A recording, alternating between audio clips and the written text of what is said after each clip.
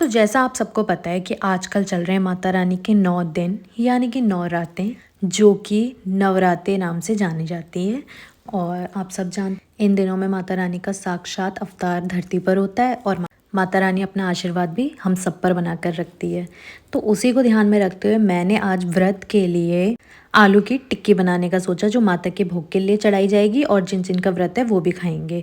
तो यहाँ मैंने ना आलू उबाल लिए थे, फिर मम्मी से थोड़ा ठंडा पानी डलवा लिया था क्योंकि बहुत गर्म हो रहे थे और छीलने में ना फिर दिक्कत हो रही थी। फिर उसके बाद जब मैंने इनको छील लिया, मैंने इसको ग्रेट किया अच्छे से। एंड ग्रेट करने के बाद हमें इसमें ना सारे के सारे मसाले डाल लेने हैं। तो मैंने लिए लाल मिर्च, धनिया पाउडर और नमक, साथ ही साथ अजवाइन और चावल का आटा, क्योंकि मेरे पास कॉर्न स्टार्च नहीं था तो मैंने ये सब डाला है। तो इसके बाद ना ये काफ़ी सही से क्रिस्पी हो जाती हैं, इसलिए हमने चावल का आटा लिया है। एंड फिर इसको मैंने अच्छे से मिक्स कर दिया। और मैं जानती हूँ पीछे से बच्चों के चिल्लाने की या रोने की आवाज़ आ रही होगी, तो उसको प्लीज़ इग्नोर करना, क्योंकि बच्चे आए हुए हैं घर पे तो वो हल्ला कर रहे हैं। तो फिर उसके बाद मैंने यहाँ पे इसको अच्छे से गूंद लिया और उसके बाद मैंने इसकी छोटी छोटी लोई बना ली थी। एंड लोई बनाने से पहले ना मैंने रिफाइंड अपने हाथ में अच्छे से लगा लिया था ताकि वो चिपके ना, वरना आलू हाथ में चिपकते तो अच्छे से ना वो गोल नहीं बनता। फिर उसके बाद मैंने इसको फ्राई करने के लिए ना पैन में ऑयल लिया था, मैंने इसको फ्राई किया। इतने में ही नीरा बुआ भी आ गई थी और मम्मी यहाँ पे काम कर रही थी, तो हम लोग थोड़ी बातों बातों में लग गए थे।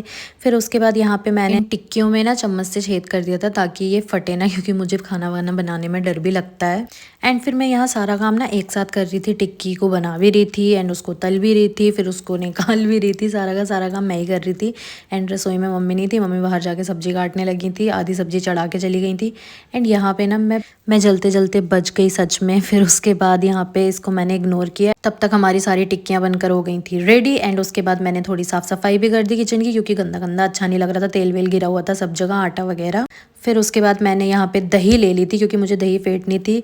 टिक्की में जब तक दही ना पड़ी हो तो मज़ा कहाँ आता है। फिर मैंने ना इसे ग्राइंड कर लिया, जिससे ये थोड़ी सी सॉलिड थी तो उससे लिक्विड में बदल गई। फिर उसके बाद यहाँ पे मैंने चटनी की तैयारी कर ली, जिसके लिए मैंने लिया है हरा धनिया और मैंने लिया हरी मिर्च। तो हमें इसमें लहसुन प्याज कुछ नहीं डालना है, क्योंकि माता रानी को भोग लगेगा और हम नवरात्रों में लहसुन प्याज खाते भी नहीं है। फिर हमने इस चटनी में ना नींबू डाल लिया और इसके साथ साथ हमने डाला नमक। फिर इसको मैंने अच्छे से ग्राइंड करने के लिए ना रख दिया। बट यहाँ पे ना मैंने जैसे ही ग्राइंड करने के लिए उसको खोला तो मुझे याद आया मैंने स्विच ऑन किया ही नहीं था। फिर मैंने स्विच ऑन किया एंड इसको अच्छे से ग्राइंड कर लिया। एंड जब तक ये ग्राइंड हो रही थी ना, यहाँ मैं हंसू से भी बातें कर रही थी और बुआ भी आई हुई थी, उनसे भी बातें कर रही थी। फिर यहाँ हमारी चटनी बनकर हो गई तैयार और बच्चे इतना चिल्ला रहे हैं ना पीछे, आपको पूरी आवाज़ आ रही होगी।